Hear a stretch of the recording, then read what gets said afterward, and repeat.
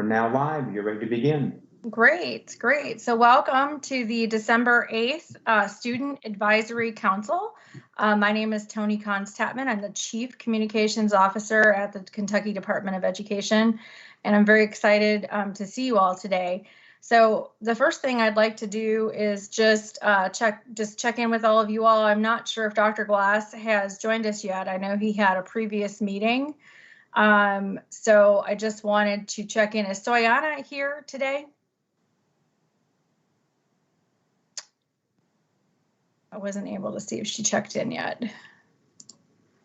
If not, I will go ahead and share my screen so we can see what the agenda looks like. Hold on one second. And we will go to our next, we'll just skip over Dr. Glass for the moment, and we will go to our next item on the agenda, which I believe is Dr. Sweeney. Is Dr. Sweeney available? Hey, Toni. Let's just go ahead and go to you. Wonderful. And Toni, if you don't mind, I'm gonna share my screen just because I need to toggle between a couple of things. Perfect. And then we'll go back to Dr. Glass, and he'll talk to you a little bit about. We have a couple of updates for you all. Obviously, there's been a lot of things going on with the meeting that we had with our superintendents and the governor on potential vaccines, and so just a lot going on at the department, and I'm sure that Dr. Glass will give you an update on that. So without further ado, I'll let Dr. Sweeney take over. All right, awesome. So you should see my screen. You should also, I just put a Padlet activity, a Padlet link in the chat box. So if you can go to the Padlet real quick. And by the way, based on what Regina said, I'm Damian Sweeney. I'm the KDE Program Coordinator for Comprehensive School Counseling. Students, it's nice to be with you again. So we're going to just do a quick mental health check-in. So if you go to that Padlet, you should see this. All right, and remember, this activity is for our students, also our adults. So, so let's start with, what is the first appropriate song that comes to mind that describes the way you feel today? Put that in your Padlet, please. And if I need to change, oh, okay, looks like we're good.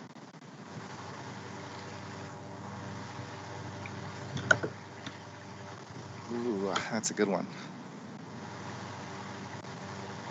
If you wouldn't mind also putting the artist in, I'm sure some of us would like to follow up and listen later, especially if they're songs that might improve moods. Oh, G-Eazy. Like it. We've also got this this educator at the Kentucky Department of Education. His name is Bill Buchanan, and what I love about Bill is before every meeting, we call them learning opportunities, but before every learning opportunity, he starts with this kind of moment of gratefulness, which again just really helps set the tone of meetings, set the mood of meetings. So I really want to give a shout out to Bill Buchanan, but I also want to know, what is one way someone from school, could be a principal, a teacher, a counselor, a student, friend, coach, etc. How has somebody from school helped you during this time, during the pandemic? And Dr. Sweeney, this is Toni. I just think that it looks like Michaela has joined us from KSB. Hey. Is that correct? Can you hear me? Michaela can't hear you, but the interpreter's here and can verify that Michaela and Elizabeth are both here. Yes. Okay. Before going to the third and fourth column, we're gonna talk more about the third and fourth column. So you can start on that, but we're gonna talk a little bit more about that before we go to that next step. Go ahead, Toni. Sorry. Okay. No, I just wanted to make sure that if they wanted to participate, to let us know, and the interpreters can just chime in, and then we would love to hear from both of them as well. Hi, this is one of the other interpreters. Sorry. I'm trying to figure out how to message Regina privately, as I cannot see anybody. All I can see is the screen share, and I'm in That's as what yes, I was and gonna I don't know if that has something to do with it. I don't see Michaela's video turned on. And I am trying to find Elizabeth here. I don't see Elizabeth's video on either. Michaela is here and she says that she sees both of us, but I can't see anybody. But I can't see her or Elizabeth's video at all. So are you wanting them to And- turn on their video? Is that what you're saying? They'll need to turn on their video so that they can communicate back with the interpreters, yes. Right, okay. Sorry, Damien. It's okay. I'm just glad that we're making sure that everybody has an opportunity to participate. All right. So again, it's really, really important for us to kind of check in with ourselves, to have that moment of gratefulness. It's also helpful for us at KDE to see what's working really well for you at school and what might be uplifting for you in your mental health as well. So that's what that column number 2 is for. Again, before we get to column 3 and 4, I'm going to talk to you about a few things and then have you kind of finish up with those. But I see that some of you are already digging in, so that's perfectly fine. Now, would anybody like to talk a little bit about that first song that came to mind that describes the way you're feeling and how that song is connecting to you this morning? Would anybody like to come off to use their mic and then tell us a little bit about that?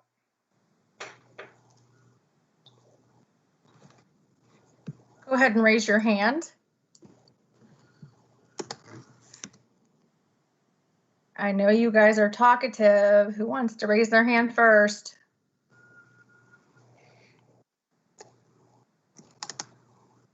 So as I go through the list, like I'm seeing It's like songs. Jack. Okay. Jack. Yeah, hi, this is Jack speaking. I actually heard this song on a playlist it was Home Buddy. I don't even know who the author or who the artist is. I had to look it up. But I haven't been able to get out a lot because I can't drive yet. So I'm stuck at home for the most part and getting as much driving practice as possible because I have my test soon. But I haven't been able to do a lot. So I'm just kind of being a home buddy and just staying home and getting stuff done. Very good. Very good. All right. Anybody else? So many of these songs I've connected with in my life, and actually some of them I've actually used in small counseling groups with students before, like "The Pursuit of Happiness" by Kid Cudi, for example. What else? Who else wants to speak?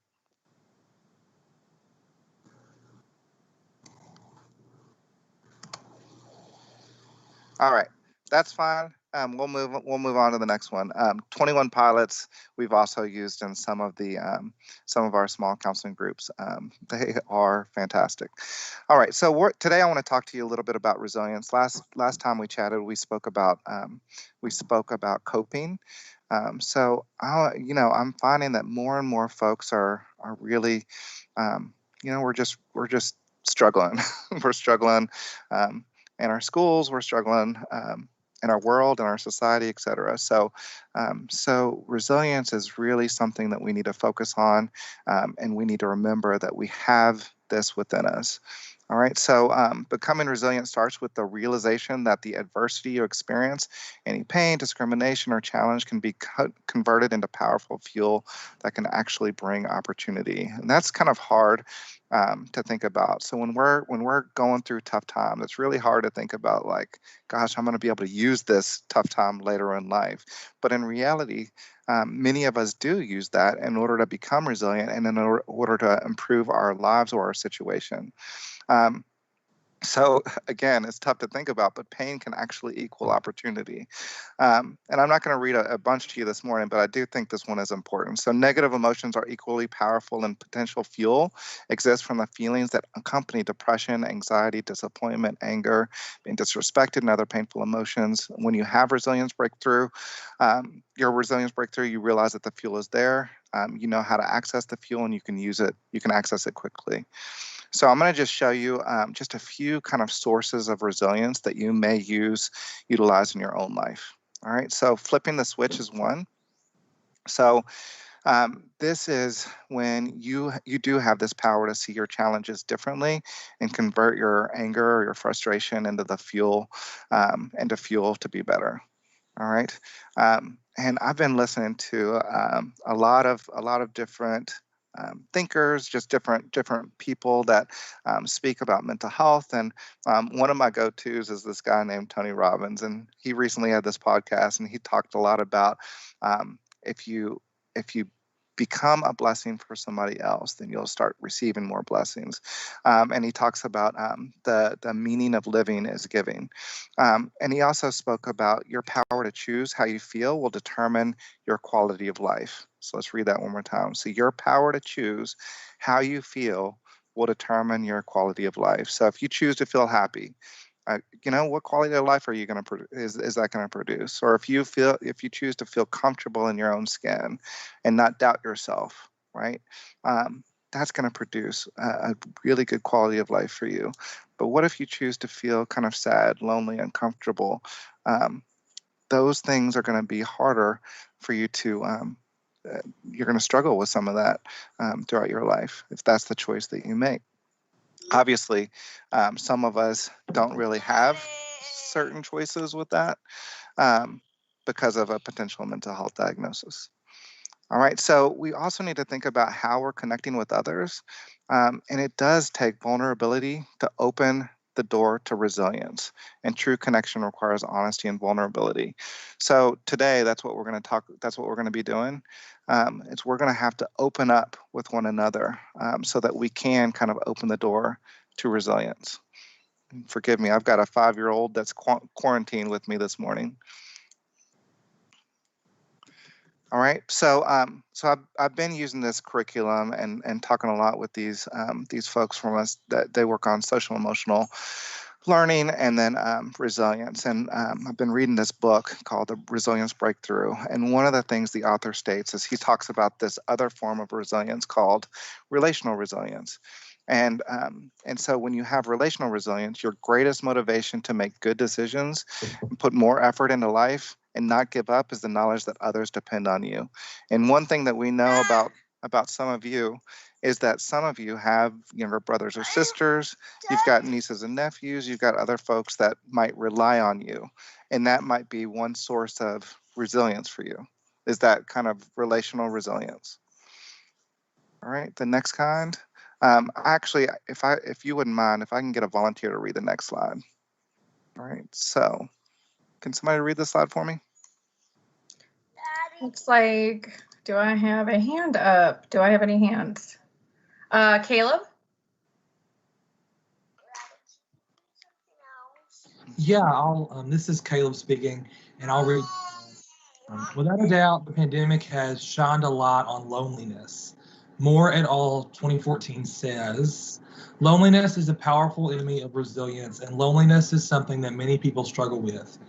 You can have lots of people in your life and still have bouts of loneliness. It's even possible to be lonely in a crowd.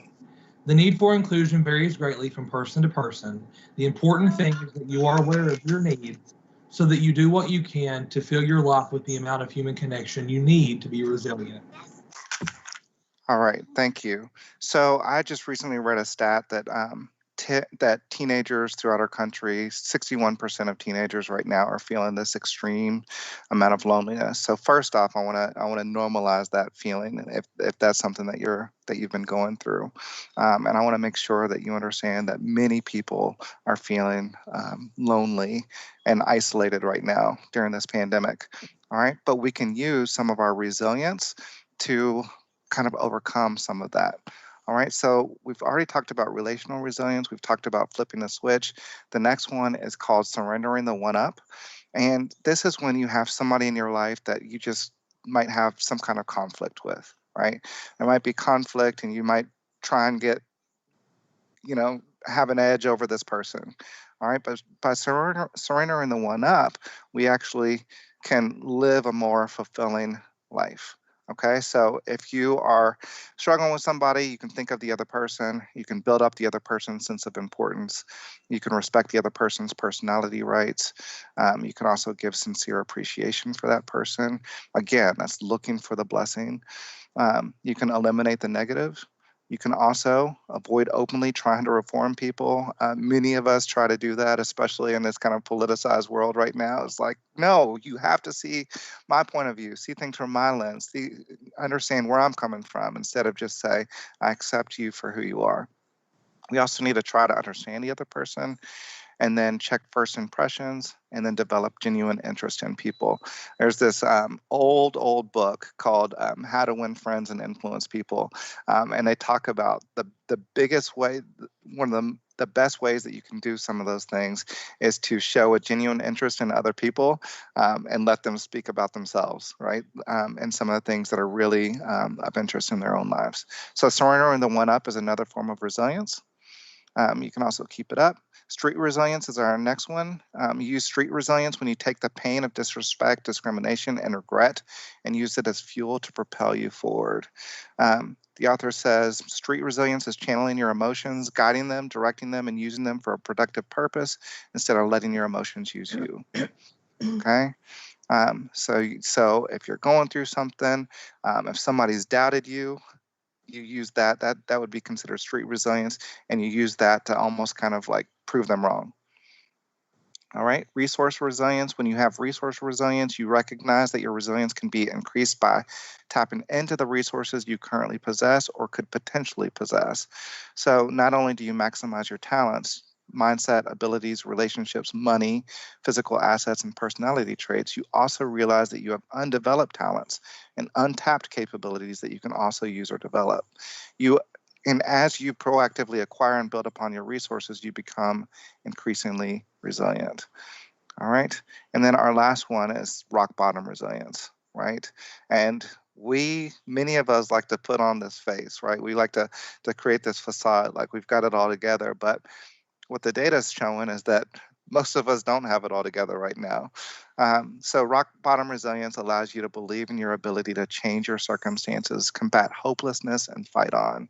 Helps you believe in potential unforeseen options, even during your most difficult times. It makes you increasingly aware that losing in the past does not equal losing in the future.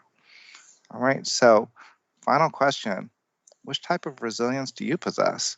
You can put that in the chat box. Do you have, are you able to flip the switch, right? Are you able to kind of say, you know what? I'm not going to continue thinking this way. I'm gonna think differently. Do you have relational resilience where you've got other people that are in your life that you feel like kind of depend on you, and when obstacles come your way, you focus in on the people that either depend on you or care about you or love you, and you use that as a way to overcome obstacles?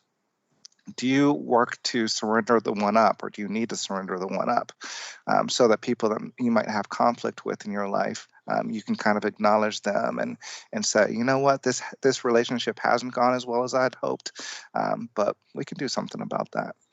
Do you have street resilience, right? And then finally, do you have resource resilience? Not finally. Do you have resource resilience? You're using different resources in your life to overcome things. And do you have rock bottom resilience, right? When things are really looking grim, you say, you know what? My problems of the past don't have to be my problems in the future.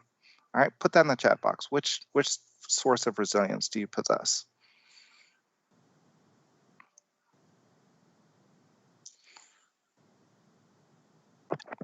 Okay, as you finish up putting that in the chat box, I'd just like to go back to our Padlet. The last two columns, and again, some of you had already started this, which is totally fine, totally cool. But the last two columns, I want you to make a quick list of ways you can transform one of your current obstacles into something positive. So I just spoke with 30 kids from one of our highest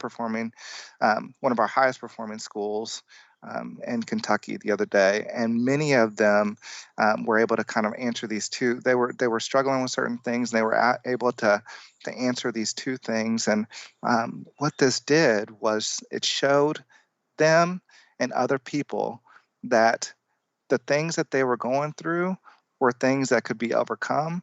And again, it showed that they weren't the only ones struggling with certain things. So whatever you put in this Padlet is actually potentially going to help somebody else. Okay. Um, so in that third column, you're just making a quick list of ways you can transform one of your current obstacles into something positive.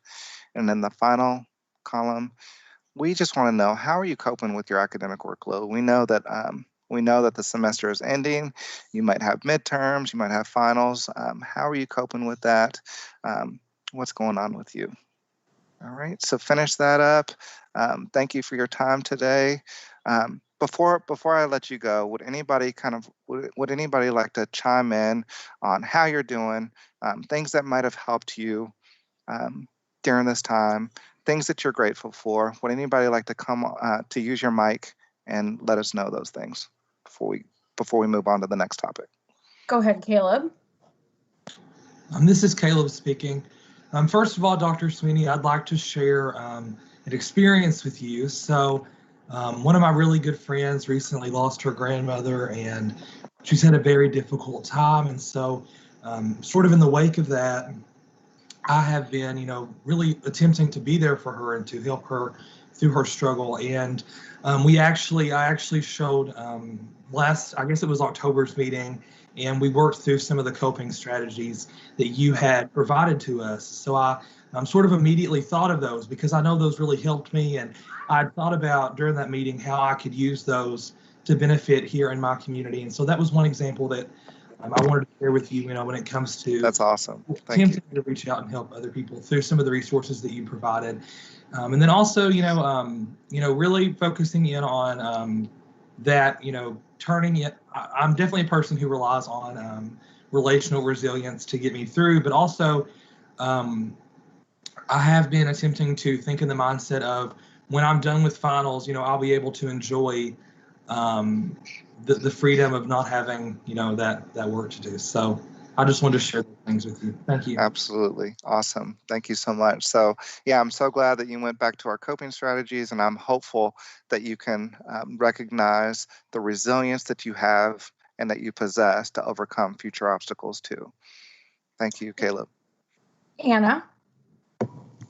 Hi, this is Anna speaking. One thing I just wanted to share is something I've been personally doing, which is putting back into my family and making sure that they're mentally okay. So with my mom and my sister, I hold like spa nights and we talk and just check in with each other. So since we're already at home, I think building that relationship with our family more can really help us during this time.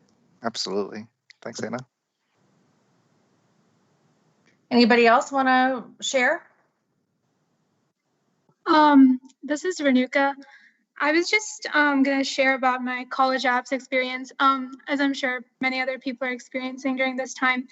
And it has been really wild with with COVID and everything, and finding the resources. So I really found scheduling helpful. Researching about different college sessions and something which I normally would have access to at school. So I did a lot of online research and incorporated that into my schedules. And I really found scheduling to be helpful so that I find that college app, school, and home balance. That's awesome. Okay. Anybody else?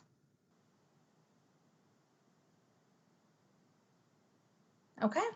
All right, Tony, just want to say it's always a pleasure to be with you students. So thank you for your participation. We'll definitely take the things that you put in the Padlet and use that as information that can fuel our next steps. Thank you. Great. I also saw Christina Weeder is on as well, and I didn't know if Christina, if you wanted to add anything to the conversation with our students this morning. Sorry, nothing specific. I think it's really great to hear from the students about how they're using these strategies and sharing them with other people. I think sometimes, sorry, let me make sure my video is on. That's okay. I think sometimes I know that when I have learned some new information and am able to then share that with others, it helps even reinforce in myself utilizing those strategies. So I think it's really great to hear how the students are doing that, incorporating them into their own lives, and as well as sharing those with other folks. Absolutely. I think that kind of gives us a good affirmative in the work that certainly that we're doing here at the department. Certainly, as you know, we turn the chapter into the next year too. The next time we see you all, it'll be 2021. So speaking of which, turning the new chapter into the next year, I believe Dr. Glass has joined us. He had an important phone call he had to take, but I believe he is back with us. Dr. Glass, are you there? Hi, Tony. I am. Hi, everybody. I've been listening in for the past couple of minutes, just hearing Damien's check in. I don't know if Damien's still on, but that was always great to have him lead us through those and hear your responses. I appreciate that. Thanks, Damien. Tony, I wonder if we should jump right into the assessment part of the agenda. I know Dr. Woods Tucker is going to be on with us a little later, but I know he's caught up with a conversation with the Lieutenant Governor right now, so maybe we can rearrange and move that up. What do you think? That's fine. That's perfect. I told them that you would also give them a couple of other updates. If you want to just go ahead and jump into assessment, and then we Sure. can, when Dr. Tucker gets on, we can maybe just put it all to wrap it all up. So. Right. Well, maybe we can start with just some updates on, what's going to happen with school in January, because I think that's on a lot of people's minds. And I think the only answer I can give you right now on that is we don't know. We are concerned about the level of virus community transmission that's taking place. I think that the governor's executive order, which closed down schools for this period that we're in right now, with the exception of elementary schools, but really there's just a handful of districts in the state that have elementary schools open. Practically the whole state is in NTI or remote right now. The reason that the governor did that, I think, is due to the rapidly rising cases in the state, increasing hospitalization rates, increasing death rates, and that the healthcare system is getting close to capacity in terms of the number of hospital beds that are available and ventilators that are available. So once we reach that point that all of the hospital beds are full, not only do you start losing more people to COVID, you start losing people to other kinds of illnesses because there's no space available to treat them. So things that would normally have been something that you could get admitted to the hospital for and get taken care of, they get delayed or pushed off, and so all those conditions become worse. So it's kind of this snowball effect of overwhelming the medical system. So with the rapidly rising number of cases and concerns around hospitalizations, and knowing that we were going into this period of Thanksgiving and a very social holiday there, then coming out of that for a couple of weeks and then going back into the holidays with Christmas and Hanukkah and New Year's and all the things that happen there. You have another very social holiday. There was this real concern that we'd see this explosion or exponential jump in cases in the state. And that seems to be marching right up. We just keep seeing larger and larger cases that keeps happening. So one of the things that I think the governor wanted to do was see if we could use this period that we're in right now to flatten the curve back down, to get the cases back under control, and reduce the number of community transmissions, and then restart again in January, much like we did in the spring, when really all across the whole country everything shut down for a period of a few weeks, and it helped get the virus under control. So there was an effort to see if we could do that again. I don't know that that's being effective. I think people are weary from all of the mitigation efforts that have been underway, and honestly, we may be past the point where it's controllable now. I mean, once it gets so widespread in communities, it is hard to contain. So that's I think where we are right now. Looking to January, I think that there's a lot of conversation going on around how well schools did managing the virus before the executive order. So we didn't have school-based transmission. Certainly, that's possible, and in other states we have seen school-based transmissions, but in Kentucky we haven't seen large-scale outbreaks or really any confirmed outbreaks traced back to schools. If there are high levels of community transmission taking place, that's certainly possible, and I think honestly we should expect it. If we have high levels of community transmission, we go back to in-person learning, it's going to happen somewhere. So it's I would say likely to inevitable that we'll have some kind of school-based transmission. People are going to get sick, and someone may die as a result of that. But that has to be balanced against the disconnection, the loss of learning, the loss of experience that students all across the state are having right now. And is it worth the risk? I think is the really impossible, excruciating calculation that has to be done. Is it worth the risk to come back in January? So those discussions are happening right now. I don't know what's going to happen, but I know that there's this balance that's that everyone is trying to find, and I know the governor is trying to find between how schools can get back to in-person learning and how we protect staff and communities from this virus. So I want to pause there and just see what thoughts you might have on that excruciating question of what should we do in January? What should the governor do? So one of our options is that we continue with the executive order, that we just keep school basically closed until such time that the numbers come down enough that they can be reopened. Another option is to make that decision contingent on something or conditional on something. Like we know we've got that color-coded metric that all of the districts in the state really are in the red on now, but that could be revised. So we could increase the limits on that, and as long as you stay under some limit, you're able to open. So that's an option. And a third option, I think, is to defer back to the local decision makers. So let each district decide themselves what they should do in their context. So let me pause there, and Tony, maybe we could have some folks raise their hands and just weigh in. I'd love to get the students' perspective on this really difficult question around what's the right thing to do coming back in January. Absolutely. So it looks like we have a couple of hands. Sam, actually we have 6. So lot 7. So we'll start with Sam. And again, once that, just make sure you introduce yourselves before you speak for our interpreters.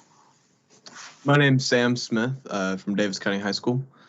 And it is of my personal belief that if the cases haven't gone down and the spread especially hasn't gone down, and even though we're pretty close to a vaccine, I don't think we're, within like the weeks that a majority of people would be able to have it. I think we should continue to close down. It seems that because the spread is so high, that going back to school would only increase that. Okay, thank you, Sam. Next, we'll go to, let's see, I'll just go to the top of the list here. Caleb.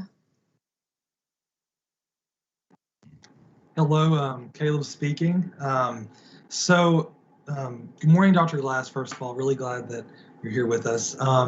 When it comes to my personal opinion on this issue, really it just kind of relates back to looking at the issue as a whole and seeing that across the state, the numbers are worrisome, and so unless those numbers come down drastically by January, I do think that virtual learning is the best option for the state as a whole at this point. And I will say, from experience here in Breathitt County, we were really lucky up until the time period in which we switched to virtual learning full time. We really didn't have any mass outbreaks, and so that's great. However, we saw as the community spread increased, and I guess it's the incidence rate, that there were more students who were. I guess I should say that the worry of potentially catching the virus increased because there were students who were being quarantined. I mean, it was just really a stressful experience, and so it's hard to balance, and this, it's hard to balance education and public health, but right now I think that public health is really important, and so that's just my sort of take on things. Thank you.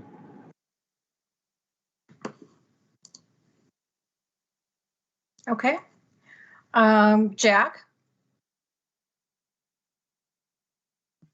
Hi, this is Jack Johnson speaking. So I was actually talking to my friend. I have two friends I'm going to talk about. One friend has a little brother, and he's in first grade, and I was actually listening to him learning how to read. And I remember her talking about how whenever he was in school, he was making out exponential growth. I mean, he was just reading everything, and all of a sudden, he's having trouble reading basic passages. So I feel like, especially for our younger kids in our state, we need to be able to get them in person and just teaching them those basic skills, and even like the people skills, like sharing toys and stuff like that. So those are very important for like our younger generation or our younger kids. I also have a friend who has an eating disorder, and she has been homebound even before quarantine. And so she's very, what's the word? Like viable to catch it. And if she catches it, it could be bad. But she was talking about how she's just tired of being home and how she wants to be out. And she says, I'm literally willing to go to school if I can. Like as soon as we open up, I'm going back no matter what my doctor says, because she misses her friends that much. So even though I know there is a community risk in that, but we have to think about the kids that are really being affected, not right now, but the kids that'll be affected in the future too. Because who knows what, both of my examples, who knows what could happen in the future with them and like the little brother. So Jack, just to follow up, if you were to give advice to the governor on what you think he should do in January, what would it be? To go back to school, or let it up to the communities, because I know in Louisville and Lexington, those have been, the cases have been high in those. But I'm in Little Marshall County. I got quarantined before, and I never caught it. I was with two people that did end up catching it, and it was outside school, and I never caught it. I mean, there's 50 people quarantined by one case, and a lot of them really didn't even have contact. It was just on a sitting chart. So, yep, that's it. Thank you, though. Thank you. Oops, muted. Oh, thank you, Jack. Roheen?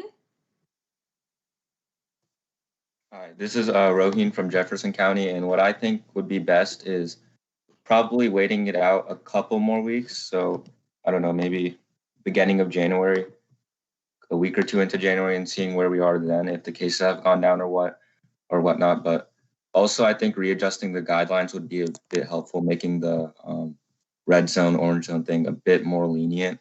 And then from there, if some counties are still bad, that they obviously won't go to school. But I think I agree with Jack in that letting this communities decide what's best for returning to school or not. And of course, it's not going to be full capacity or whatever, but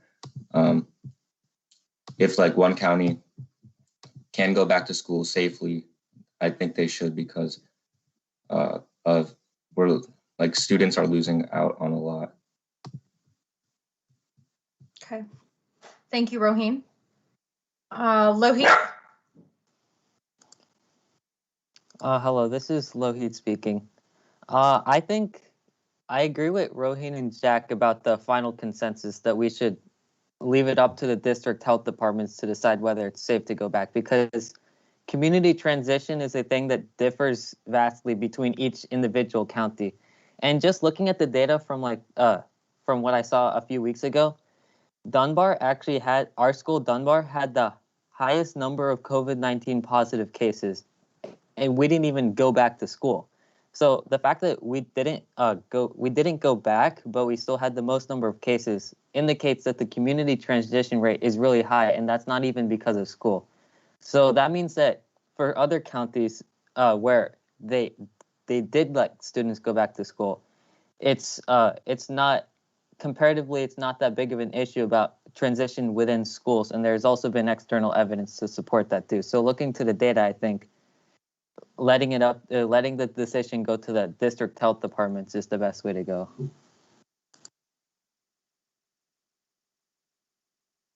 Thank you, Lohith. We'll go to Layla. Hi, this is Layla from DuPont Manual High School. In my opinion, we should stay out of school until the number of cases reaches a safer number. I haven't been in school since last March, but I do know that some counties have gone back to school. And I also know that the first student died from COVID a couple of weeks ago. And I know that nobody wants to be even held like semi-accountable for that because of prioritizing being in person over students' health. So I feel like in order to just get the best situation, I just feel like we should prioritize health over everything. So in my opinion, it should stay out of person until it reaches a better statistic.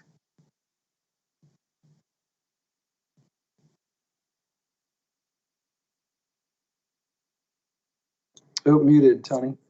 Oh, sorry. I'm trying to control the dogs behind me. The next one will go to Viviana. Hi, this is Viviana speaking from Northern Kentucky. I agree with Layla that we should definitely stay out of school until the numbers decrease to a safer sort of like threshold. I think like it's definitely there's a challenge between like do we prioritize physical health or do we prioritize like stronger education or mental health issues? But I feel like if we don't prioritize physical health first, there's definitely going to be some like a stunt. Like you can't focus on learning or mental health if you're not physically healthy. And then it also has been proven that COVID can, have lasting damage on those who have gotten it. So I think we should definitely prioritize physical health for our students first and make sure that we are returning to school if the numbers are too high. Thank you. Thank you very much. Go to Cade Scott.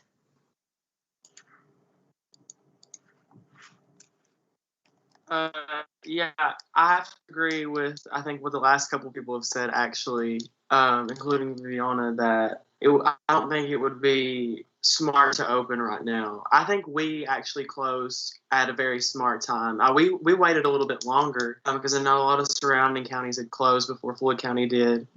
But like right after we did, one of my friends got it that I would have been in direct contact with. And then now I know several of my younger cousins' classmates and even my classmates. Like there's several students every county or every school in the county right now that have like an active case, either in their house or themselves. But I mean, I don't think that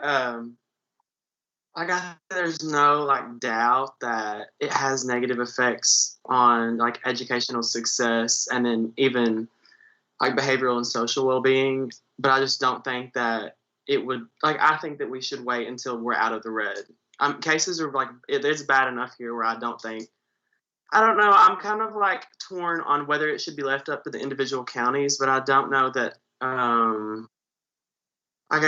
it isn't just smarter to just wait until, like, leave it at a specific guideline that if you're in the red, you can't reopen. But then I also wanted to ask, not to change like the complete subject, but is there a plan for is there a plan for teachers getting the vaccines? Because I think, like, if I'm not mistaken, that they were on the governor's, or the state's priority list to receive it. So is there, something in place?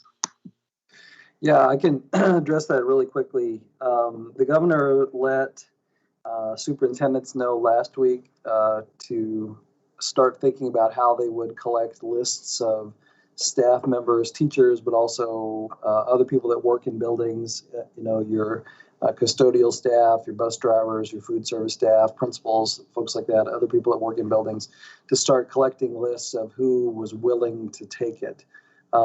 Because they're going to see if they can change the ordering of who gets the vaccine to move teachers up higher in that distribution. It still will be several months until we have enough vaccine to get to them, but it does move them up. The cost of that is that Who gets moved down are folks like senior citizens who aren't in a residential facility.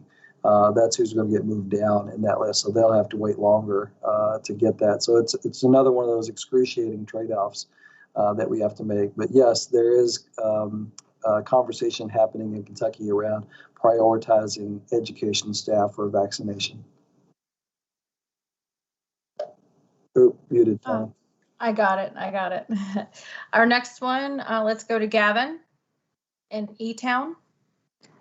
Yeah, hi, I'm Gavin Brunig, and I'm from E-Town. And I completely agree with the last two students that right now it's not the best idea to open, but whenever we do inevitably open again, I think it should probably be left up to the individual counties. And personally, I think it should be probably left up to the parents of the students, whether their student should go to school. Because let's take Jack's example, for example. The student that he was talking about, the first grader who he said was learning better in person. Let's say that their parents think, well, he learns better in person. I think that should be up to the parent that the student should go back in person. If there is another first grader, for example, that learns fine both ways, then I think it would probably be safer for them to stay home. So I think it should be more up to the families and up to the districts whenever we go back in person. Thank you, Gavin. We'll go to Peyton. Gavin, Tony, if I could interject. Oh, go ahead. Just a question for Gavin, follow. Gavin, when would you recommend that transition takes place? Like, when does it go from being everybody's remaining closed to being the local decision?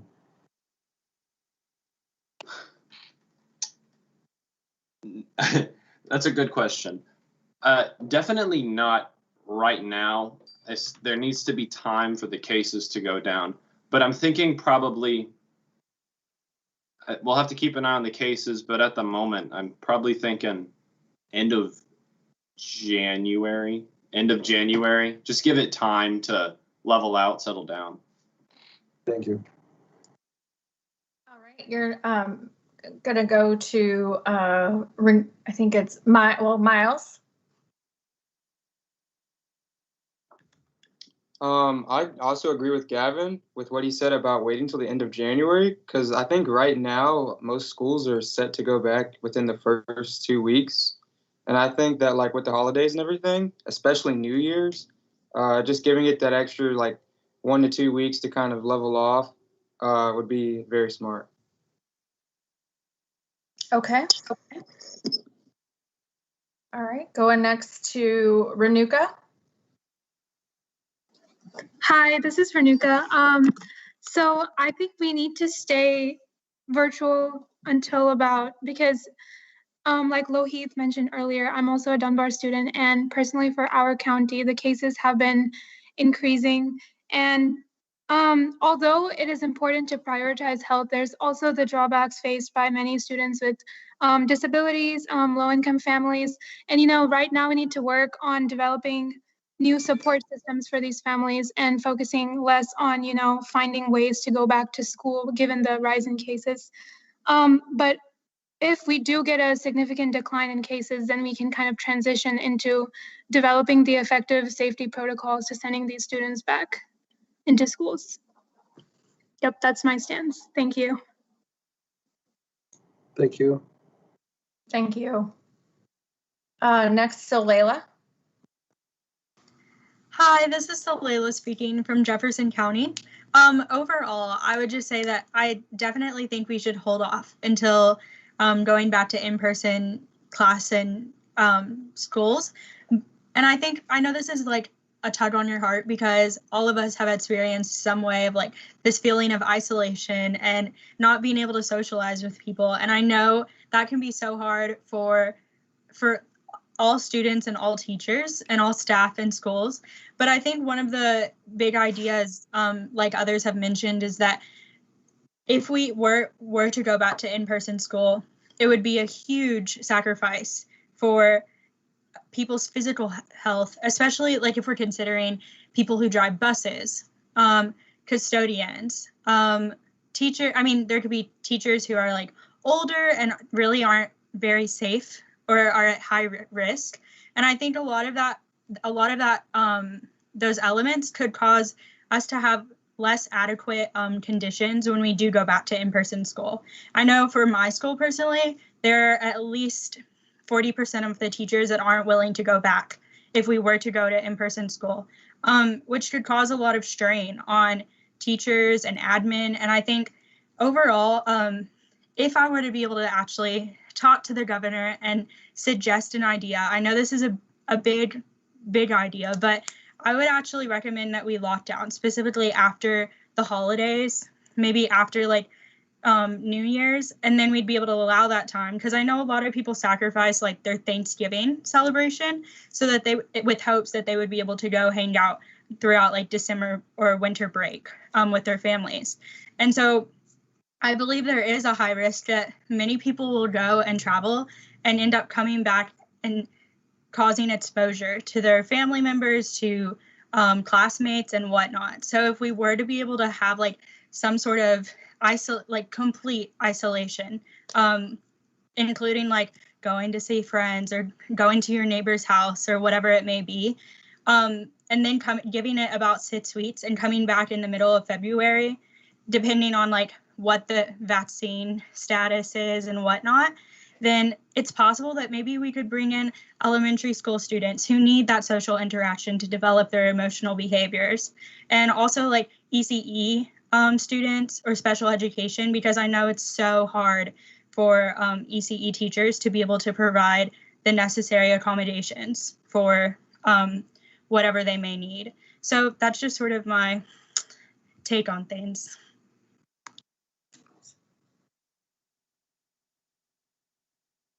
Some very good points. I didn't know if Commissioner, if you were wanting to talk or. No, I was just listening. I've been kind of keeping a tally as people have been going and taking notes. So thank you. Great. Gracie. Yeah, it's Gracie speaking. So in my opinion, I agree that we should hold off until probably late January or February until reopening. But I also agree that this is really taking, like a little girl close to me, for example.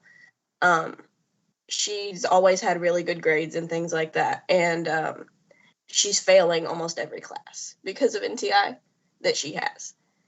And it's really frustrating on her, I know, because she was on like a beta club and everything, and she had been really excited about that. But some students really just can't learn in this way. I don't think it's really, I personally haven't felt like I've learned as much as I could have since we started. And I know that it's really taken a toll on a lot of people's mental health and even academic, their academic, I can't think of a word, but I'm just kind of torn about what we should do at this point. But I do agree that I think right now isn't the best time to open. But when it is, I think it should be left up to where your county is on COVID cases and the community as a whole. And Grace, with the School for the Blind. So I live in Hardin County, but I go to school in Jefferson County. So it's a really unique situation. Sorry, just a second. Okay.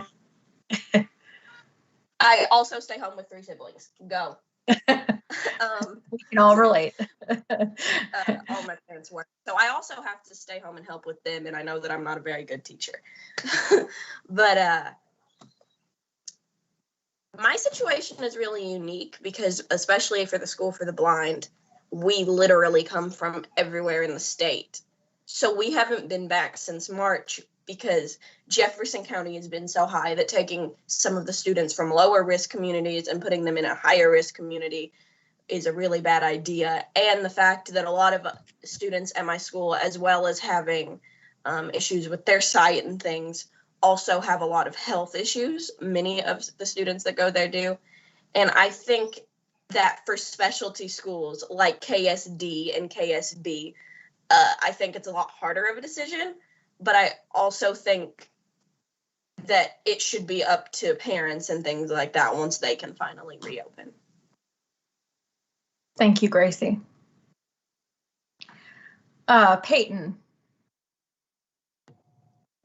Hi, this is Peyton. I go to Fleming County High School. I think that we should leave it up to the communities, especially for small communities. It's so easy for us to get in that red status. Initially, in like September, we had one outbreak in one community business, and that put us already in the red. So like using that as a factor to tell whether or not schools should go back to school, I don't know if it always works for small communities. Also, I was reading a study yesterday out of Texas, and it showed that prior to students having to do their schoolwork at home, I think it was like 20% of students in the state had at least one failing grade, and it had risen to 50% of students in the state. And so I don't know how that'll correlate back to Kentucky, but I do know that a lot of students are struggling to do their schoolwork, and not only doing their schoolwork, but to sit behind a computer screen all day and having little interaction and sitting in the same place all day, every day is just not good for mental health as well. So I think that it should be left up to districts. I know that my district, we were 8 weeks in person, and we received one case in our middle school, and the whole district shut down completely. And everybody in that middle school quarantined for 2 weeks. And then after that, we went back to school, and we only got to go for that week before Thanksgiving break. But I believe that if schools are transparent like mine is, so on our school website, you can see where the cases are in the community, well, within the school district. So even with our online students, you can see if they've tested positive or if they're quarantined. So I think it's important for schools to be transparent. And if they agree with the health department, I think it should be strictly up to the schools.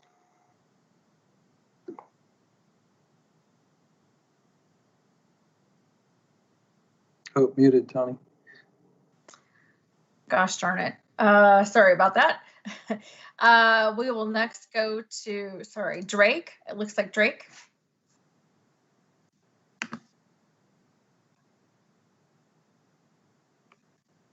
Hi, this is Drake, and I'm from Callaway County. And I just want to start by saying I think it's imperative that we prioritize physical health and that we protect our super seniors and any of those vulnerable. And I am part of a really small school in the western corner of our state, so I speak on the dynamic of the rest of the Commonwealth. However, nothing in my educational career has caused more apathy than this. And when I applied for this council on our application, when speaking on like the number one issue that I thought affected our schools, I said it was apathy, teachers being apathetic and students as well. And I feel like if we don't make it a long-term goal to get back in school or to find normalcy, we're just going to continue to see people disregard education and lose passion for things that used to be like a number one like incentive in their life and just like a source of light for them. And without school and being in person, I feel like it's really hard to find purpose when attending school every day was like such a part of our routine. But again, I just feel like it's a conundrum, for lack of a better word, because how do we choose to put people at risk, but also recognize like there are so many issues behind the scenes? So that's just my take. Drake, what would, if you were advising the governor, what would you tell him he should do? I think leaving it up to the communities and the health departments is probably best, just because every community is different. But I don't know, I think schools offering different modes of education so that parents and families can choose what's best for them is also vital, and just giving people a choice. Thank you. Thank you, Drake. Trevin.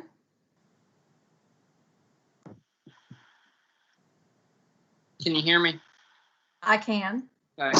This is Trevin, and I'm from Pike County. And to start out, one thing we all agree on is the spread that we have seen lately is very alarming, and we just have to take that in consideration when we're going back to school. I know a lot of people feel that we should leave it up to the communities and the Board of Educations and the health departments, but the problem I have with that is if we have 6 counties red and one county decides that they're going to go back anyway, that defeats the purpose. Like, we have to have a united front and come together to beat it. I mean, we can't be this red county does this red county does this. We have to all come together and do the same thing. And in Pike County, when we come to school, that's increasing the risk for our senior citizens, because we have a lot of grandparents in Pike County that raise their grandchildren. And I have a great grandfather still living, and I'm not willing to go to school to risk him, to let him die. I mean, it's a very touchy situation, I feel. And alone in Pike County, in the last 2 to 3 weeks, we have seen a large increase since we had our first positive. And I have a unique situation as well, because I have a little sister that's in the 1st grade. I'm in high school, and my mother is the teacher. If you ask my mother, she would tell you that she is also not ready to go back. She is scared to go back because we have taken every precaution necessary, and we're just frightened to get it. Like, my grandfather, her father has black lungs, so he's in the high risk category. And I just really don't think it's a good idea, especially with New Year's and Christmas, because there are going to be people that get together, and we don't know what's going to happen with that. So if I was speaking to the governor and I was giving him my advice, I would set a target date to return for in-person or hybrid by February 1st. And I really wouldn't consider going back at all in January, because we have to give it enough time for the spread from get-togethers of New Year's and Christmas. We have to let that span out and take its toll and see what it's going to do.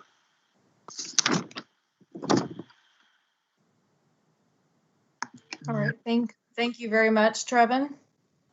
We'll go to, looks like Logan. And I did want to express my sympathy and our sympathy to the students in Fayette County on the loss of your superintendent. So our condolences to you all. Logan, go ahead. Thank you. Hi, I'm Logan Justice from Fayette County, and I also go to Dunbar, like our other Fayette County students. But I did just kind of want to echo kind of what the past people have kind of talked about, of how starting not exactly early in January, simply because I think, like somebody else mentioned, they sacrificed Thanksgiving without their families to hopefully kind of close in their circle for, you know, these weeks before these December holidays, so that they can meet with their families. In the case that they do get COVID and spread that, you know, I think like our other holidays have seen in the past, and the data shows that roughly the 2 weeks after that, you do see like an increase in cases. So, you know, those cases theoretically would, you know, be in the schools, say, even if it was 2 weeks after January 1st. And so then those like, I guess, recourse of that could go on for another, like, you know, 6 weeks with different students getting COVID, spreading it to more students and on. So if we could kind of cut that to a minimum and starting later in January, early February, I think that would probably be the best option if we were to go back. I know Fayette County, we haven't been back yet this year, and we were actually given a survey back in November about what we would want to do in January. Me and my family, we picked to start later and not go back virtual for that first, I think 6 weeks is what our school is doing, is when you get to like change your selection if you'd like to. But I also think having that decision is important for the students and families. Thank you. So I see a couple of hands here that are still raised. I didn't know if you all wanted to provide some additional feedback. We do have a couple of minutes. I know Dr. Woods Tucker is going to join us. I know he has a short presentation, but we do have a few minutes, and this is a very important topic. So I just want to take a moment. If you still have your hands raised, and that's just by accident, you haven't unraised your hand, if you can unraise your hand. If not, I will call on you, and just if you can keep your comments a little brief, just so we can try to stick to our agenda and still get to the assessment part and have Dr. Woods Tucker talk to you a little bit about the things he'd like to talk to you about. I'll go back to Sam. This is Sam Smith from Davis County. And I did just kind of want to point out that, at least for me, I went back to a hybrid where half the school goes in person.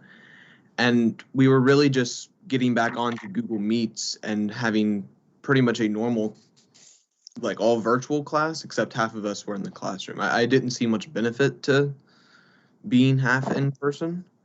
And I also think there's more options than just hybrid, all in person or all virtual. Our school is doing where all the failing seniors, which is about 30 people, are coming back in to the school and having class in person that way, assuming their teachers are okay with it. So I think there are more ways than just like all hybrid or all virtual. Thank you. That's good to know. It's always good to hear of different examples that are going on. That's exactly, we like to hear those examples. Viviana? So this is Viviana speaking. I know a lot of people have expressed that they believe that the decision whether to go back or not once the time is appropriate should be left up to local sort of like districts and schools. But in my case, before we went on like a state mandated NTI kind of like shutdown thing, my school or my community district was in the red zone, but my school decided to go back full time despite the fact that we were in red. And so that definitely brought up a lot of concerns within our community because my school is very big. And so are many of the other schools in the district. So a lot of people were concerned and confused as to why that decision was made, considering how many cases we had in our community. So that would definitely be a concern in the future. Thank you. Thank you. Go ahead, Jack. This is Jack speaking. I just want to say that whenever we close down schools, there is a low chance that it will slow down cases because I know a lot of my friends are not staying at home. They're still out and about. They're still hanging out with other people. And that's now I live in a different county where I go to school. And I've seen that with where I live. And I also see that with the county I go to school in. There is still, if not more, interaction than there was whenever we were in school. Because even in school, it was like confined. You're around the same people for the most part. Also, I want to say that our school provides a hybrid, so to say, that you have the choice on whether to go back or not go back. So I know there's people that have said that they don't feel safe going back to school.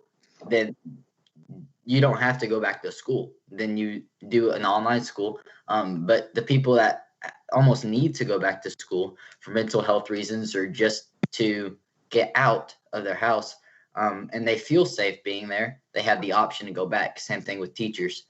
So I feel like doing that provides kind of the best of both worlds. And also providing districts, because if there is a district, for example, if they had 0 cases in the whole county, they should have the option to go back to school. That just makes sense. That's it. Thank you. Thank you. Layla? Hi, it's Layla from Jefferson County again, and I wanted to say that I agree with Soleila's point that we should go in complete lockdown. I think that would be hard to implement, but I also feel like as we've been in quote unquote quarantine since March and the cases are still rising, we've been in the red zone, it's quite obvious that what we're doing now isn't working. And I know everyone wants to go back to school, so I feel like that would be the most effective way to get us back in school as soon as possible. All right. Thank you. Let's look here. It looks like Peyton. Yeah, it's Peyton again. I'm going to piggyback off of what Jack said. And so something that my superintendent released a few months ago was that schools are one of the safest places for students to be right now, especially in rural communities, because within schools, students are wearing their masks. they are socially distancing, they're getting that social interaction that they need, so that now after school, they don't have to go hang out with their friends. They can go home because they've already gotten that social interaction. Without being in school, students they're riding around in cars with no mask. They're going to Walmart, they're going to all these places hanging out, and they're not socially distancing. They're hanging out with people that they wouldn't hang out with. And we have no way of tracking who those students are around. But when you're in school, you can pretty much track who everyone is around, and so that it's easier to notify if there is a positive case. So I do think that it is important that we look at how safe schools may be and how much easier they can make the process by letting students still go to school if that is what their families and their community chooses. Okay, great. Thank you. Caleb? This is Caleb speaking. I actually just have a couple thoughts that I'd like to add after listening to everyone share their opinions out of the people who shared. So, being from a rural community, I see that, there are limited opportunities for communication and for socialization, especially now during times of COVID. However, just from my personal opinion, I think it's really important that we ensure 100% that our schools are not at the epicenter of spread in our communities, right? And so looking at it from the perspective of schools being in part a government entity, it's important to ensure that, our schools are opening responsibly. And so when it comes to allowing that decision to be made on the local level, I think that a lot of your school districts in Kentucky will take the precautions necessary and will be careful. And I'm in all honesty, I do think that most schools will, but there are schools who have opened up during, while their county is in the red category on the statewide map. And so it just really brings into question, how different, how different communities are going to react. And so, here in rural communities like Eastern Kentucky, Breathitt County, for example, there are people who are coming from, like, for example, we have one Walmart, which is sort of where people from several counties gather to shop for their groceries, for example. So it's important to remember that, when you're looking at these rural communities, there is a lot of inter-community interaction. And so with that, it's just really important to look at this issue holistically and to be able to see that, it's important to ensure that our schools are not at the middle of spread. Thank you. Thank you. And Trevin, go ahead. Okay, I'll be quick this time. When they brought up about like people getting together, even if we do shut down our schools, friends, like let's say there's a group of 4 friends, and let's say one of them does have COVID-19, but they get together. Okay, so there is probably 4 cases. So let's say our schools are open and each of those 4 students go back to school. Then there's a chance for it to spread even wider because chances are those 4 friends aren't going to have every single class together. So although we can't control what people do, we can contain to who it spreads to. Although it would spread to those 4 friends, it's not going to spread to a mass amount of students that might gather in. Yeah, Trevin makes a good point. It's I was on Kentucky Tonight last night with several other education leaders and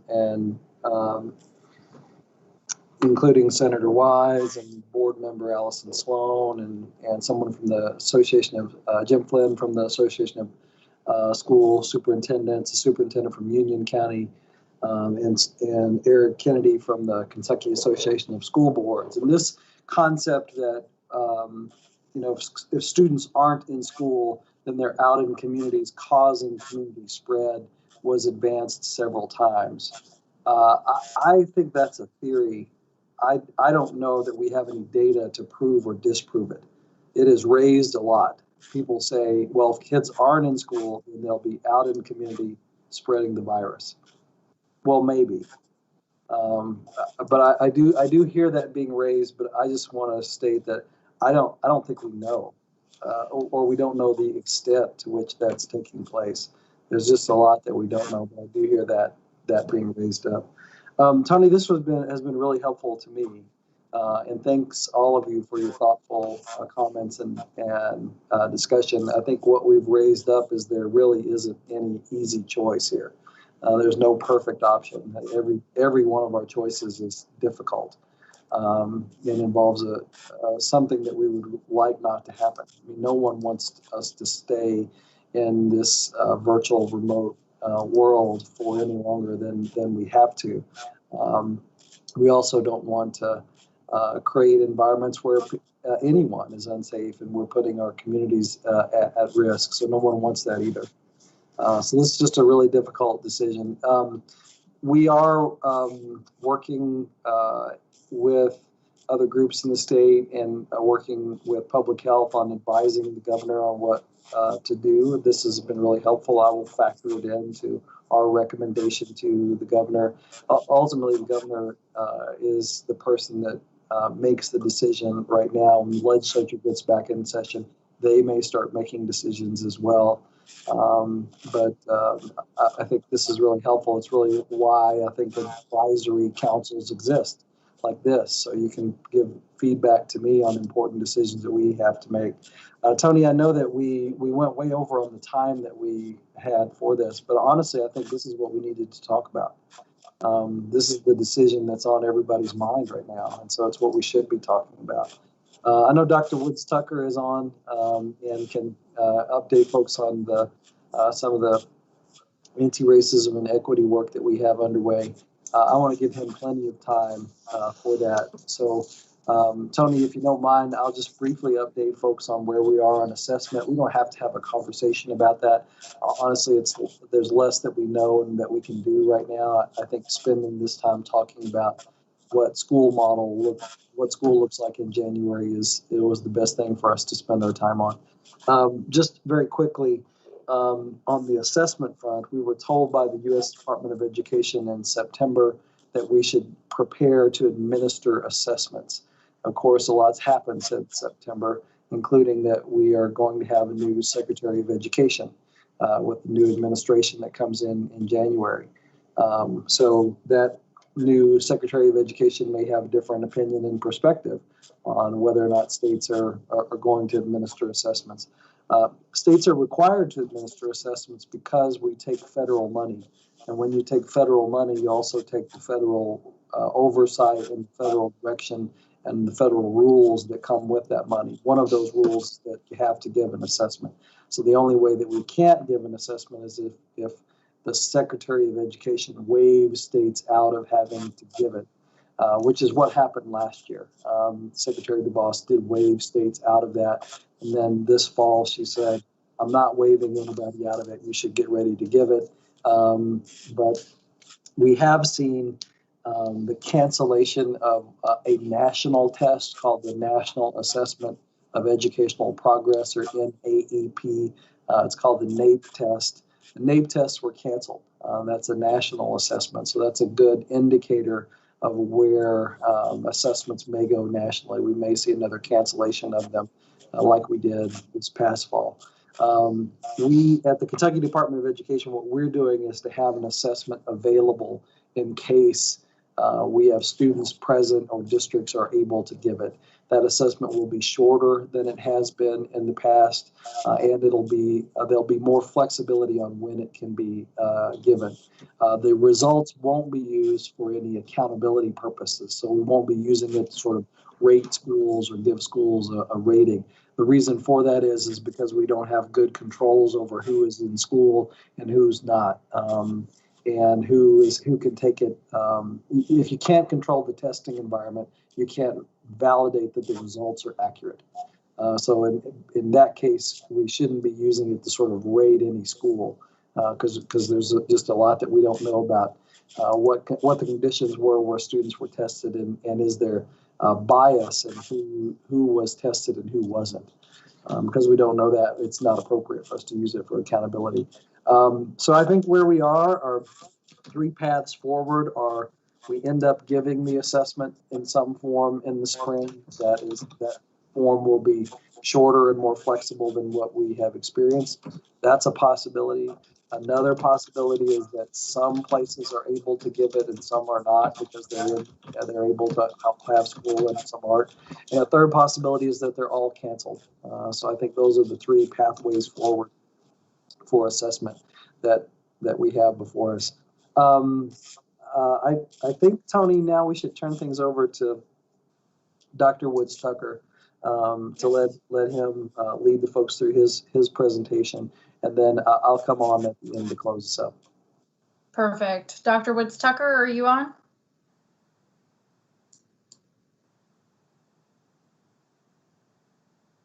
How you doing, Mrs. Tapman?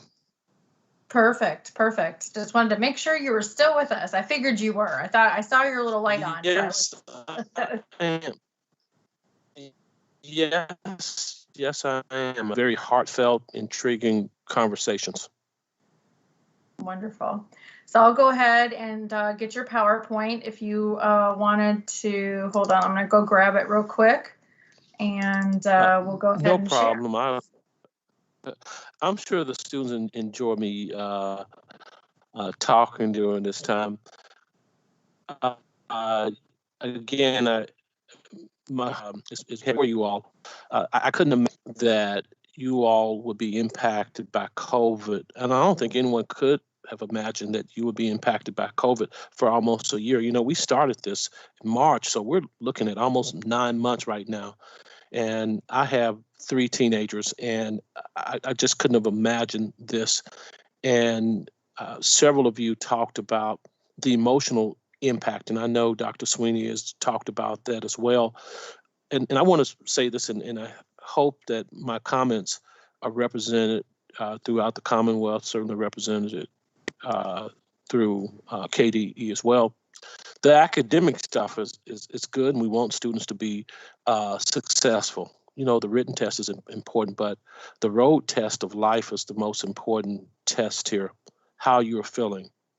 And when I talk with my children, my 3 teenagers, and I talk with students like you all, it's not a big concern about the academic things. It's really about how you're feeling emotionally.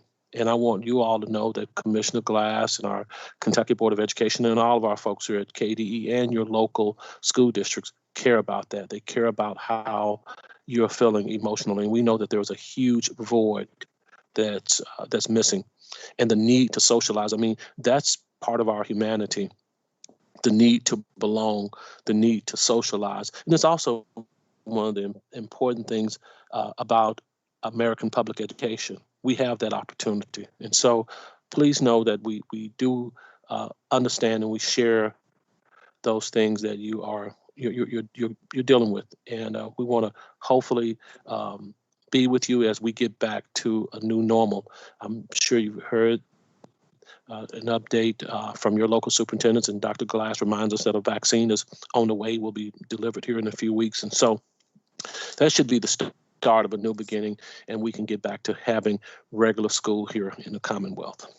I wanted to talk with a little bit with you all about racial equity and academic contents, a question that came about a couple of our meetings ago. And so I want to let you know where we are here at KDE. I also have Mickey Ray. Miss Ray is on with us. She's in the Office of Teaching and Learning, so she may jump in. But I want to give you a quick few-minute overview of some of the equity-related initiatives relative to teaching and learning here in the Commonwealth. We start with the Kentucky Academic Standards. These academic standards really have been around since Dr. Tucker was in high school, my senior year. It started in the 80s, about 1983, where the country came together, particularly under the governors and president, and said that we need to put together a list of academic standards of what students should know and be able to do. And the purpose of this really is about equity. It's equitable in terms of ensuring that every student, regardless of his or her socioeconomic background, regardless of his or her zip code or ethnicity, would have an equitable access to grade level appropriate learning, again, for all students. It was well articulated in terms of what students should know at what grade level, what students should be able to demonstrate that they know during certain grade levels. And again, this has been around since the early 80s. And then in 1989, under Governor George W. Bush, they came together with a group of governors and really made this more national in creating what was the first time in creating national standards. That came after a scathing report, as I said, when I was in high school. In 1983, it was a report called A Nation at Risk that really badmouthed our school systems. And I want to say to you all, we have the best overall school system in the world. Are there things that we need to change and we can improve? Absolutely. But in terms of making our educational system equitable for everyone, regardless of who comes to our public schools, we have the best school system here in America. And we're committed here at KDE in improving the system, as you're hearing, and we're talking about equity. We know equity is one of the ways that we can improve our school system. And I can say that is the case systems across America. So again, it starts with the standards, ensuring that every student has access to high quality academic standards. We're also involved in an initiative that's called the Council of Chief State School Officers, for which our very own Dr. Glass is one of the members. And one of the initiatives is to ensure that we have high quality instructional resources. And not only having high quality standards is an equity issue, it's also, in my opinion, a civil rights issue. Along with that, we need high quality resources. Why set these standards if your teachers don't have the resources to create curriculum? Very briefly, the State Department of Education, KDE, we create standards in terms of what students should know and be able to do. Your local school districts create the curriculum, the instructional materials to reach the standards. And so we're lucky to be one of 13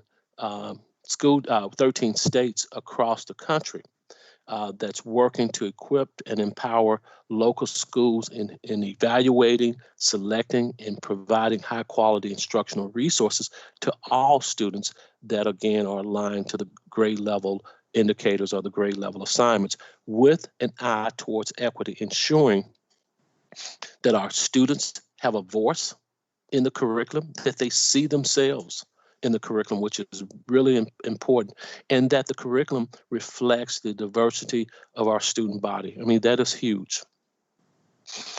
Also, you may have heard of this in your local schools, the multi-tiered support system, MTSS system. I know Dr. Sweeney is on, and he's probably talked about this as well. And it's a cross-agency project here in the Kentucky Department of Education. And what we're doing, we're establishing guidance on this framework, not only to help schools and districts provide more equitable services to reaching students in regards to instruction, but also with intervention practices that we're providing Tier 1, Tier 2, and Tier 3 intervention practices to meet the whole child. So we're providing academic support, and we're providing behavioral and social emotional support to meet the needs of all of our students. And then the next thing that I'm really excited about that we're doing here is our equitable practices in our policy scan.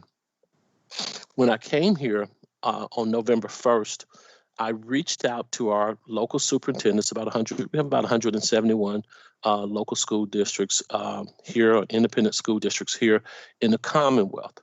And I asked those superintendents to tell us a story about equitable practices that are happening in their districts, equitable practices that are in place to really get students involved, to tell the students, to tell the stories of their entire student body, whether the students, were part of a lower socioeconomic status, meaning that students received free and reduced lunch, whether students came from wealthy backgrounds, regardless of the student's gender, regardless of what gender students identified with. We want to look at every aspect of the student body.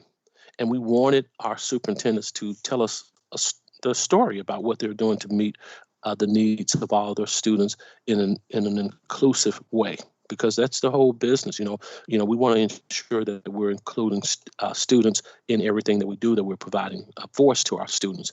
And I didn't want to come here, council members, I didn't want to come here thinking that we're not doing anything here in the Commonwealth to meet the needs of our students.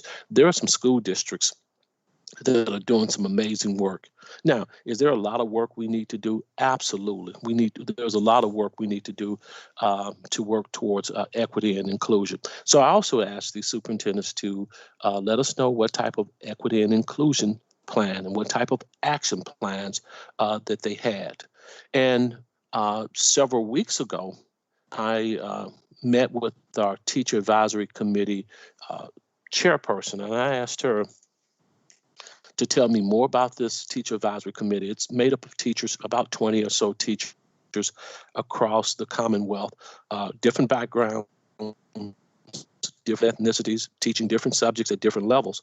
And I asked them to take this scan or this survey that I sent out to superintendents. And there should be a link around here somewhere, and I don't mind if you all take a look at it as well.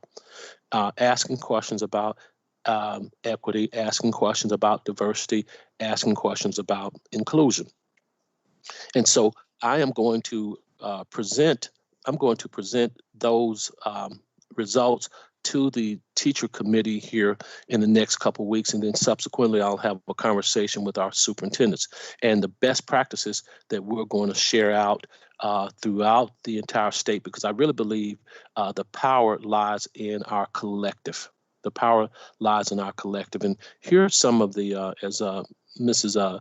Tapman is getting to some of the questions, here are some of the questions that we asked. I think one of the first questions we asked was, what does equity mean in your school? How do you demonstrate equitable practices in your school or community? Do you currently have an equity and inclusion plan? Because I really believe, again, the power is not just in the equity practices, but what are your action plans? What are you doing to improve equity? What are you doing to improve the treatment, the culture, and the climate of students and staffs in your school district? So that is huge. And I want you all to know this, and you probably have heard me say this multiple times. We're in a really good spot here in Kentucky because our state board of education and our commissioner believe in this.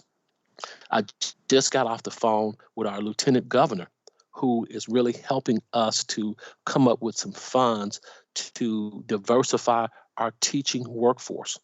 We have a fantastic program here called the Kentucky Academy for Equity in Teaching, because we know students do better when they see teachers who look like them, teachers who come from their background. So we're doing some really neat things here in the Commonwealth. And then we're also asking our superintendents and asking our teachers, is equity included in your district strategic plan? Because what we know from experience, those things get measured, or those things that get done. I mean, we can talk about equity and we can talk about implicit bias, but are we measuring it? Do we have explicit outcomes in mind in terms of how we're measuring our progress? And again, I'm happy to say that we have quite a few districts here. We need to share this, to really make this more powerful. We need to engage in collective thought. We're sharing those districts that have fantastic strategic plans and action plans for equity. We're sharing those plans out. And so we're doing those two things and excited about it. And certainly we're asking you, because this impacts you most, and we want to hear from you. What are some things that we can do to ensure that our students and our staff feel more comfortable, more accepted in the school systems? And now I'll take any questions or listen to any concerns or even suggestions that you all have, because again, we want to hear your voice and we want to value suggestions that you have. All right, so it looks like we have a hand up. Anna? Hi, this is Anna speaking. Dr. Woods Tucker, I really liked what you said about having teachers and staff that actually look like the students. Because I haven't had that personal experience, I really want that for students within the Commonwealth. So I think that's a good thing to strive for. Thank you, and it's great to have the backing by our governor, lieutenant governor, our state board of education, and our commissioner, as well as we are trying to get funds to do that. We now have a body of research in terms of how we can better attract a more diverse teaching workforce. At first, we really left it up to our own school district, or we left it up to our own creativity, but now we have a body of research for practices that do work to not only attract but also retain teachers from different backgrounds and different ethnicities. And if you guys would like to speak, just raise your hand. And I'd like to include that in your exit slip, which I'm currently still creating, so you might have to get that via email. If you all want to research and see if your district has an equity and inclusion action plan, or if equity is included in your district strategic plan, if these are things that you're not aware of currently, we'd love to hear that. So maybe I'll put that in the exit form and you can check. This is certainly something that you can ask your districts about, as a student, if this is something you're interested in. I would encourage you to ask your superintendent and ask, as a student leader in your building. Every one of you have mentioned, I remember sitting in on the interviews when you wanted to get, interest, when you gauged your interest in getting onto the council. Everyone mentioned, equity and wanting to speak up for others. So in terms of, not really, if you look at the questions, while it is kind of geared for our superintendents and teachers, I certainly can provide those options for you all to look into. And to provide feedback for us too as we move on to this next step, if that's something that you would be interested in. Go ahead, Caleb. Caleb speaking.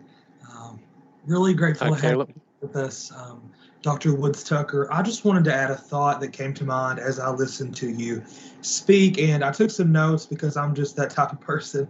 Actually, yesterday I was really blessed to join some education leaders here in my community and talk with them about our district's comprehensive improvement plan and that multi-tiered systems of support that you mentioned. Our school district is working to implement that, and I can't remember the original policy that will change once that does happen. And right now we're struggling with that because of COVID, and really, I think that it's just so important to note that, our districts are working to try and support students, and especially students who need that extra support in terms of the tiered system. But I also wanted to thank you because, I hadn't really thought about, you mentioned the equity action plan, and so that's something that I'm going to look at, maybe encouraging the implementation of it here in Breathitt County. And so I actually wanted to ask you if you have any advice for me moving forward and how I could take that back to my home community. Thank you. Well, Caleb, you sound like a future board member. So you are right on track, man, and as well as the other members here on this group, asking the questions. Be respectful, but be fearless in asking the questions because it's important. The future, I would say that the future of our this hinges on the future of our country, but future means down the road. I mean right now, because if we don't look at social and emotional learning when we talk about this multi-tiered support system. And again, I know we have Dr. Sweeney here, and who's a huge supporter for us.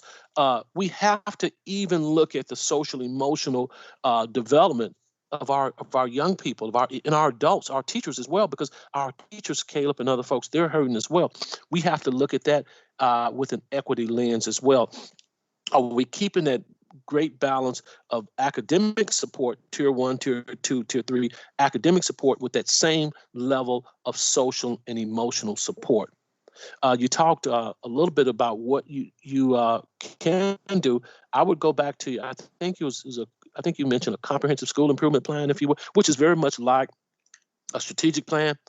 I would ask, what are the measurable goals? What are the explicit goals of this plan? Okay, you have 4 or 5 goals that you're going to have. Then how are you going to measure them? If one of your goals is to increase social and emotional support for students, how are you measuring it? I would ask my school district, I would ask my principal, how do we measure it? And for some of you, and again, Jefferson County has done a great job with diversifying. It's trying to diversify its teacher workforce. Right here in Frankfort, local school district is doing a great job towards equity. But again, I would tie explicit outcomes to those goals. Okay, here's the goal. What are the outcomes?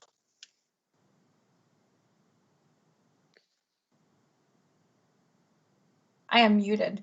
If some of you would like to talk about what does equity mean to your school community? Does anybody want to take a shot at that question? And, again, equity, is more, as Dr. Woods Tucker has talked about, is more than a person's skin color or a person's background beliefs. It's about the whole, we talk about the whole child a lot. Jack, do you want to, I saw Jack's hand pop up there. Jack, do you want to talk about what equity means, or do you have another comment for Dr. Tucker?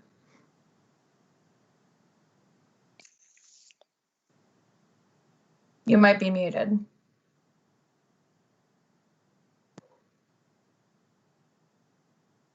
It looks like you're still muted. I can unmute you. Let's see if I can unmute you. I cannot unmute you. Looks like you're just muted. All right, well, he tried to figure that out. Does anybody else want to talk a little bit about what equity means, what you think equity means to your school community? Or are there any other comments that you might have for Dr. Woods Tucker? My computer is messing up and it's being extremely laggy. So I did not mean to raise my hand. I'm trying to get everything sorted out. Sorry. No, gotcha. I do have a. Logan, it looks like Logan raised his hand though. Dr. Woods Tucker, would you like to ask your question? Oh, well, first, Logan, we'll hear from you, and then I will pose my question to the group. And it's a question that even, adults are having some difficulty answering, and I just want to get some ideas from our students, and maybe some ideas that we glean from you we can share with adults. And I know, again, I mentioned Dr. Sweeney's name quite a bit. His area, actually, it was across the KDE, put together some talking points on how to have courageous conversations about ethnicity, equity, and race. And I want to talk a little bit about that if we have some time. But Logan, I want to hear your question first. I was just going to say, when I think of equitable, when I first think of equity, I go straight to opportunities and resources for students. And so I think when we think about that, we first have to make those opportunities, make those resources and stuff. And I think there might be a point where once we make those, we don't always, follow through with those, and trying to make our students aware of those and encouraging them to, take part in those, and making them aware of all of the resources that they actually have, and that people are working to give them. I know going through a few different classes and different I guess, presentations that our counselors have done, you learn that there's a lot more out there. And even my own personal research, there's a lot of like different scholarships and programs and just different things out there that without, actually taking the step yourself and like taking it up on yourself to look for, you would have never known. So I think making it a priority to actually help those students and like having it a time for in school to tell your students about those opportunities and make them aware and encourage them and help them go through those processes would be important in just making those resources. So kind of following through with them. Okay, very good, very good. As we have this conversation about equity, and as Mrs. Tapman mentioned, this is certainly at the top of probably one of the top 2 or 3 things at the top, in addition to COVID and us surviving COVID going forward. Equity is at the very top of every student and staff member's list right now. How do you begin? How do you all have equity conversations with your friends, with your colleagues? How do you begin those conversations? I mean, it's tough. It's very difficult. And when I began to have these conversations with my colleagues and with folks here at KDE and other educators, I start off acknowledging it. It's a tough conversation. It's a conversation that we have not been accustomed to because there's such a disconnect with some people in terms of defining what is equality versus equity or even inclusion. But as a student, how do you define equity? And especially looking at resuming school potentially in a couple of weeks, I was able to tune in on that conversation. And as the commissioner said, it's complicated. It's difficult. Does the health department, does the health community lead that conversation? Does KDE? Does your local school district? As you can see from the very bright minds on here, it's all over the place, and no one is necessarily wrong. No one is necessarily wrong. So, and that's an equity issue, because I know when we do start school back, whether it's next month, April, May, or next year, we're going to have to address learning gaps. We're going to have to address certain needs. And again, my heart is heavy, especially for our seniors. I mean, we went through it last March. How do we give you a prom, or how do we give you a graduation ceremony that acknowledges the 12, 13 years of work that you put in? That's an equity issue. How do we make up for the learning gaps and so forth? But as a young person, as a student in today's society, in this era of COVID, how do you begin conversations with your colleagues or even your parents about equity? Okay, we have a couple of hands raised. Let's see. I'm not seeing. Why am I not able to see hands? Hold on a second. I think Logan. I think I see Logan and Miles. Yep, Logan. Do you still have yours raised, or did you? Is that still from previous? That was from last time. Okay, gotcha. Miles. Like in terms of speaking, like with your question about like how do I bring about like the question of race or equity with my friends, like I live in Oldham County, and like my family is like an all Black African American family, and we're pretty like middle. I wouldn't say like we're pretty affluent in terms of being a middle class family. My dad's an engineer and my mom's a banker, and so you don't really see a lot of African American families like that, especially in Oldham County.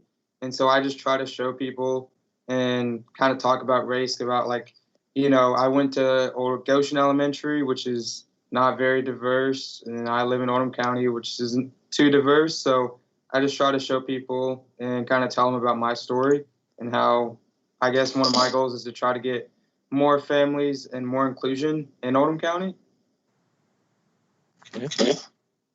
And Miles, that's I read somewhere that the best way to debunk bias thinking and thoughts is to prove folks otherwise, and I certainly agree with you on that. But that's also a heavy burden as well, and it could be tough because what we don't want folks turning to you and having you to be a spokesperson for all African American families in your community. As you said, your financial situation is probably different from a lot of African American families in your community. But I certainly agree with you. The best way to combat bias is to prove folks otherwise. Very good. Okay, great. Yes, great strategy there, Miles. Anyone else? Viviana. Hi, I'm Viviana. So one way that I have kind of noticed, especially at my school, that, like you said before, these conversations can be very hard to have and they can be hard to bring up just because of a lot of different reasons. But I found that a good way to do it is like I started a club at my school that's kind of based around equity and like inclusion and kind of that whole general idea. And sort of like creating a safe space where people know that they can talk about it and, they won't be judged or, put down for any of their, opinions. And I think just like creating that space where people are confident in expressing what they think, I think that's a really good way to start these conversations because people aren't really afraid to express themselves. And so like during our meetings, I found that we have had a lot of really good, meaningful discussions about equity in our school. Okay, very good. Creating that safe space to discuss issues about diversity, inclusion, and equity. Very good. I like that. Jack put in the chat that he lives in a rural community with not very much diversity. Therefore, he doesn't have these equity conversations very much. And we do hear that a lot. And we have even, since we've been having these conversations with superintendents, I believe those are some of even the honest conversations that we're having with some of our superintendents, which are great conversations and great starting points to have. So I think I see Roheen. Yeah, so I think, like creating safe spaces to talk about these issues. One thing that's happened at our school, like my English teacher, we take some time in class to discuss these things in small groups or with the whole class, and everyone is pretty like comfortable with each other, I guess. So they're not really afraid to say what they think about that. And that creates a lot of good opportunities to discuss these issues. So getting to do it in class in small groups with friends or whatever, if you're like teachers or administrators, sort of organize those, I think that's a great way to get the conversation going. Yeah. And I'll add this, if you live in a community that has very little diversity, that's probably the main community where we need to have these conversations, because I've said this and I've said it in a very professional and respectful way with my colleagues, because just because you don't have that level of diversity doesn't mean the conversation should not be had, because our kids, you will be leaving those communities one day and going into more diverse communities, either in Kentucky or across this country or across this world. And we owe it to you. We have an obligation to ensure that we've helped pack, along with your parents, we've helped pack your suitcase for life. We've given you the essentials in your suitcase that you need to survive no matter where you go, not only to survive and thrive. And so if you're living in those less diverse communities, and again, we've had these conversations, we'll continue to have these conversations with leaders in your community about the importance of having this, please raise those questions, raise them in a very professional and respectful way, and simply say that I love my community. I may not be here my whole life, but I want to be prepared when I, interact with someone whose background, whose ethnicity is quite different than mine. Very good points. As we wrap up today, we have about 2 minutes left. As always, the 2 hours go by really quickly. I'd like to toss it back to Dr. Glass. Just letting you all know that we do have, I will have an exit slip for you all, and I would like you to continue to think about this. I will put that point, those couple of those questions on there as optional. So if you do want to explore some of those questions that we're asking our superintendents, I encourage you to do so because Dr. Woods-Tucker, I know, would appreciate that feedback. And with that, I'll give it back to Dr. Glass to wrap things up. Okay, thanks, Dr. Woods-Tucker. Thanks, Tony, for coordinating. And thank you, students, for being part of this. This was a really great conversation today, and I think it, we had the conversation that we needed to have. We always overplan these agendas and put too many things in them, but I think it's often best just to let the group settle on what we really want to talk about and what we need to talk about, and let that conversation come forward, which happened today. We're working on a recommendation for the governor now around what happens in January. I will certainly take your feedback into account as we work on that. Ultimately, it's the governor's final decision around that, but you've really helped me and helped us think that through today, so thank you. And also appreciate your engagement with Dr. Woods-Tucker on these important discussions around anti-racism and equity. We're working on this sort of scan of where things are in the state and understanding our current status, and then working toward a toolkit of some kind that districts and schools can implement to make improvements in equity and in anti-racism. So this is helpful in that journey for us as well. So I'll let you go. I don't think I'll see you again until the other side of the new year. So happy holidays to everyone. We're really grateful that we had the chance to spend time with you, and you give all of us hope that the future is going to be very bright. This is a really talented and exciting group to work with, and we are grateful that we have this time with you. Thanks, everybody. Thank you. Happy holidays. Absolutely, yes.